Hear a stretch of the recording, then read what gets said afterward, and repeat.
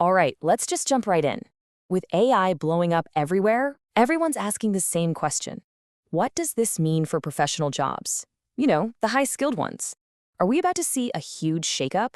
Today, we're going to cut through all the noise and find out who actually wins in a head-to-head battle, a seasoned human pro or the latest AI.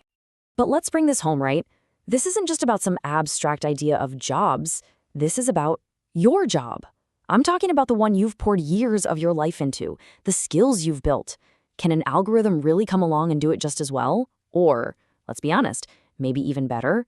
That is the million-dollar question, and we are going to get an answer. Okay, so to get a real answer, we can't just go by the latest viral demo on social media. We need something solid. We need a proper benchmark, a standardized way to measure what these AI models can actually do when the rubber meets the road on real professional work.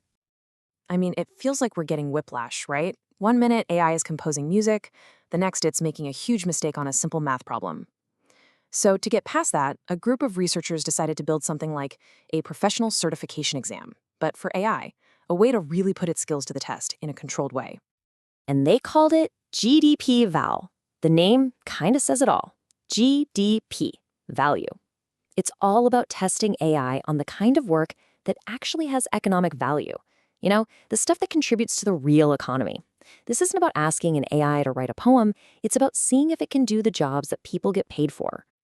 And listen, this was no walk in the park. The tasks were designed by total veterans in their fields, people from places like Disney and Google with an average of 14 years of experience. We're talking about complex assignments, the kind that would take a human expert about 7 hours to finish. And the best part? It was basically a blind taste test, head-to-head AI versus human, with the judges having no idea which was which. All right, so the stage is set. We've got the test, we've got the human experts, we've got the AI. Now it's time to look at the scorecard. Who actually won this thing? And let me tell you, the results, they're probably not what you're thinking. Okay, before we get to the juicy numbers, we gotta understand how they scored this thing. It all comes down to something called the win rate. And it's super simple.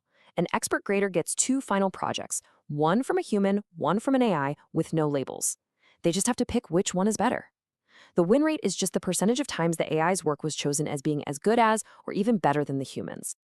So, who crushed it? You'd probably guess a coder, right? Or maybe an engineer. Nope. Look at this. The #1 spot with a win rate of over 50%? Producers and directors. I mean, seriously? In a highly creative field, the AI's work was actually preferred more often than the human experts? That's kind of wild. But then you look at the other side of the coin, lawyers. Here, the AI's win rate just tanks. We're talking only about 20%. The human expert was judged to be way better almost every single time. This is the first big clue that AI skill is definitely not one size fits all. And when you lay it all out, you start to see this really clear pattern, right?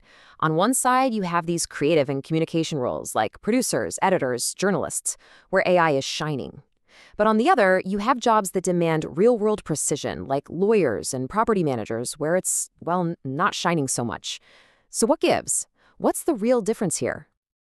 And this is where it gets really, really interesting, because these results aren't random at all. There are very clear reasons for why AI is good at some things and bad at others.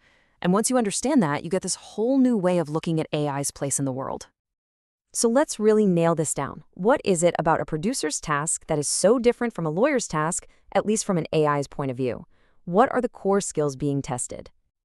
So the folks who ran the study dug into the data, and a really clear picture started to form. The AI stumbled a lot when the instructions got complicated or had a lot of nuance, and it really, really struggled with high-stakes accuracy. Sometimes it would just make stuff up, hallucinate. But on the flip side, where did it totally nail it? Things like aesthetics and structure, making a slide deck look good, formatting a document perfectly. It was great at that. And boom, that right there, that explains the whole leaderboard. Think about it.